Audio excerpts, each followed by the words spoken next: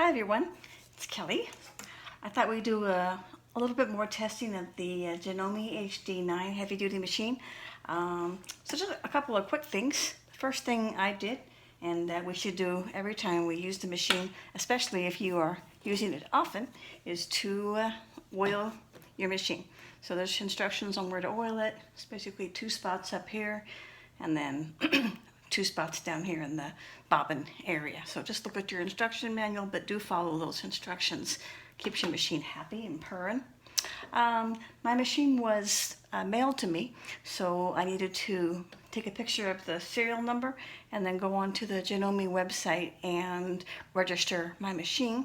It's always good to do that, just to be safe.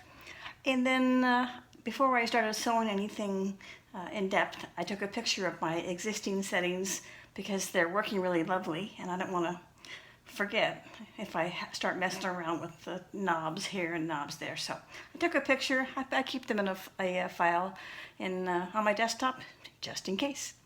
So now that I am oiled the machine and we are legal, well, registered, I did a couple of other different things now. So in my previous video, I used what's called the Sellrick thread, and that's from Amazon. It's a non-bonded polyester thread. And by being non-bonded, it's a little bit thinner than your typical 69 thread. It works great on my Juki 2010Q. However, I have tried the regular 69 bonded nylon on the 2010Q, and I could not get it to work. Perhaps, I think I tried it on the top, and I tried polyester in the, just a cotton polyester in the bobbin. It wouldn't work. So I thought, well, I'm going to try it on this machine. So this is a true 69 bonded nylon. It's very wiry and very uncooperative, but I was able to wind the bobbin just fine. It was a little unwieldy, and then I threaded up the machine. I actually just pulled the thread through the existing thread that was on, so that's always easy just to tie one on. And so here we are today. So I'm going to do a quick little demonstration of sewing a typical 4-fold strap. I want to use this machine for bag making. I'm not a quilter. I'm not making industrial weight leather bags per se. This machine for me will come to retreats, and I want to be able to sew the bag that I want on it.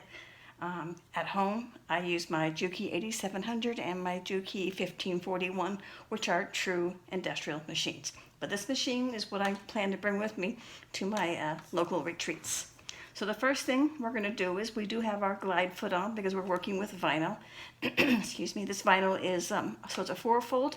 It's got 2 layers of double-sided tape, and it's got a layer of Cordura, and that will provide the strap with extra strength. So I'm going to go ahead and lift up my presser foot. So using the knee lift is plenty high for this particular sewing endeavor. I'm going to put the needle down. Oh, I did put a size HLX size 16 needle in to accommodate the larger thread, and I'm on about a stitch length 4. So we're just going to go ahead and see how she does.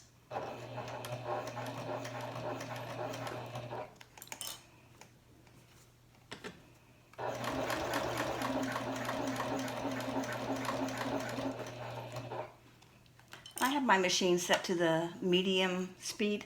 I'm not a person who's a speed demon. I think that's why they have you use the HLX5 needles, because they can withstand higher heat as there is more friction with the sewing. But this is what I have and works for me. I'm using white thread or tan thread so you can see my stitches.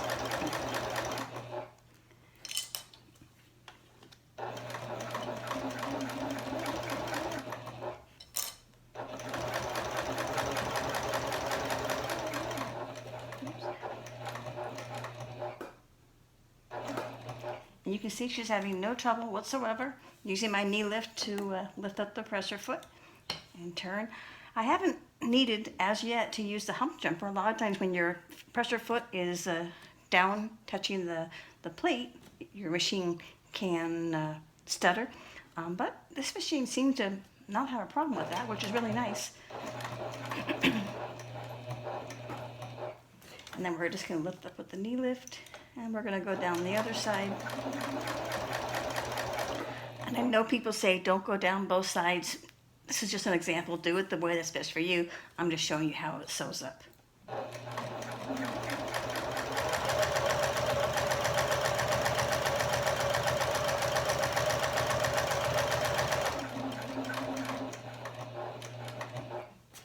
And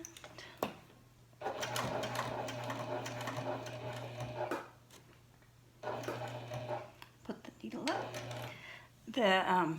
The instructions say to avoid using the needle cutter when you have a heavier weight thread. So I follow that instruction and just use the cutter here. It's very sharp. So we have our demo 4-fold strap that we would use in a typical bag, and it's really pretty. Nice stitches. I would typically trim off the ends here, and then I'll put, once they go around the hardware, put the edge finish, edge coat, or some hardware to make them look pretty. So, but that looks pretty nice. I've also in advance made a couple of connector straps, so I want to emulate sewing this machine, making a bag. Again, that's what I do, and that's what I bought it for. So I want to see if it can go through the typical rigors of what I use for making a bag, which means making a strap, success, making connectors, no problem, and then I will try to emulate putting this onto a bag that has lining and foam, and we'll see how she does going over the different layers. So that's it for now. It's so far she's been a really good machine, and I'm very happy with her. So back in a second. So we're going to go back to our pretend bag. So I have stitched some foam to a piece of faux vinyl, and we're going to see how she does attaching some connectors. So we're just going to go.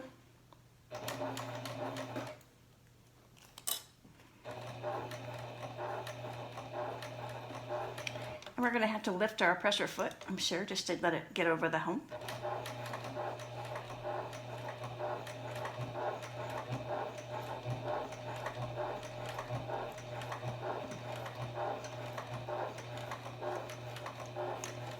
And then we'll just follow the same seam.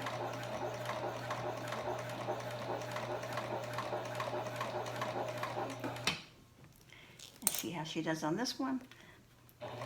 Again, this is not it's not a walking foot machine, so you are going to need to give it some assistance when you're coming up the higher elevations, either a stiletto or just lift your pressure foot and give her a little help along the way, which is no big deal. This kid's stuck there. Okay.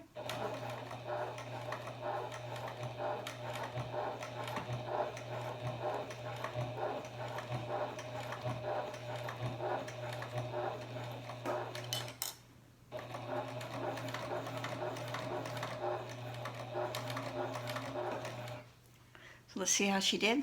We'll pull this out. So we're going over the layers, different heights, if you will. There's a little stutter from that height to that height. It's not horrible, but it's not perfect, but that's what it is. So it's a tiny little stutter from the ends, from the start to the end there. But it looks pretty good. We're going to go ahead. I'm going to now attach the lining. We're just doing a fake one here, but I'll just put it on top, and we'll sew it. See how that goes, and then we'll do a test of the top stitching as well. Let's do this first, though.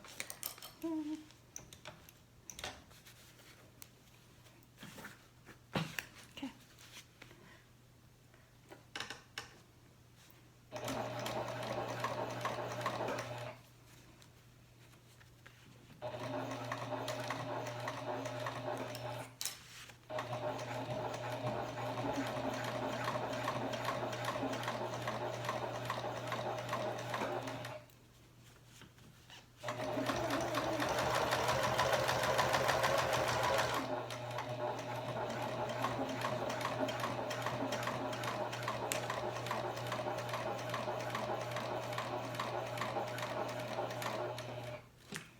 And if you were sewing a true bag, you'd probably want to back stitch over the area where the connectors are, just to give them some reinforcement.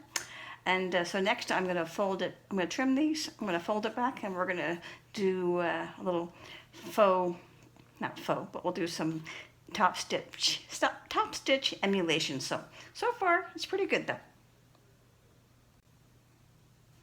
Okay, so let's do a little top stitching emulation. I am just using the knee lift. I don't need to do anything extra at this point because there's plenty of clearance for my bag. So this is a layer of vinyl, a layer of foam, a layer of lining, a layer of woven fuse, and then of course there's 2 layers of the connector once we get there. So let's see how she does.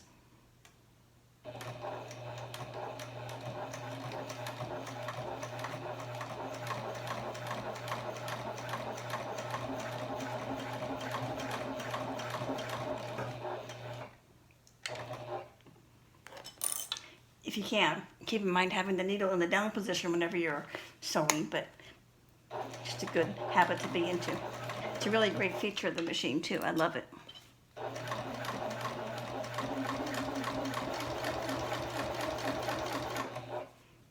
Now, get into the second connector. So we have a little bit of a difference in heights. And then we're coming down.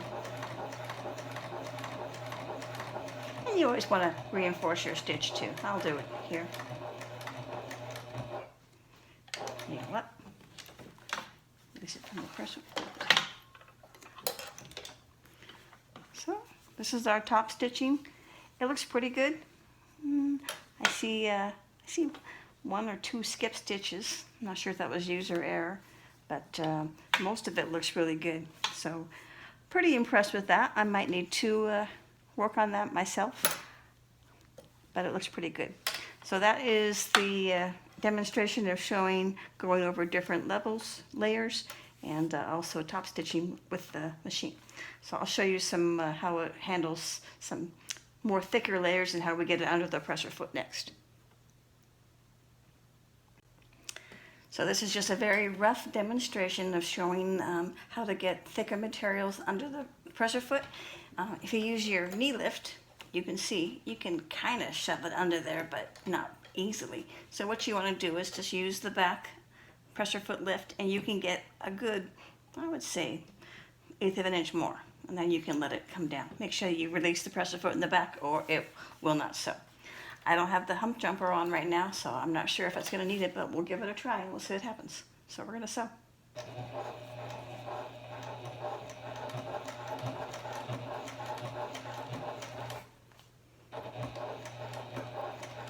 Put the needle down.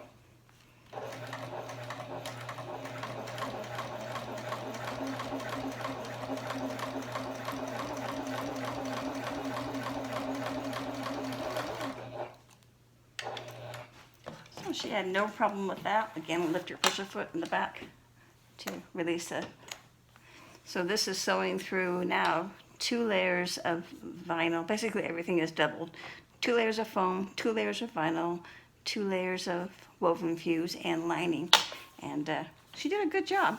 So I just need to perfect, I think, my top stitching, but I've only had the machine for a day, so I could be user error. All in all, I'm pretty happy with the machine. I think it's going to be able to handle a little bit heavier weight sewing than my 2010Q. So that is it. Have a great day, everybody.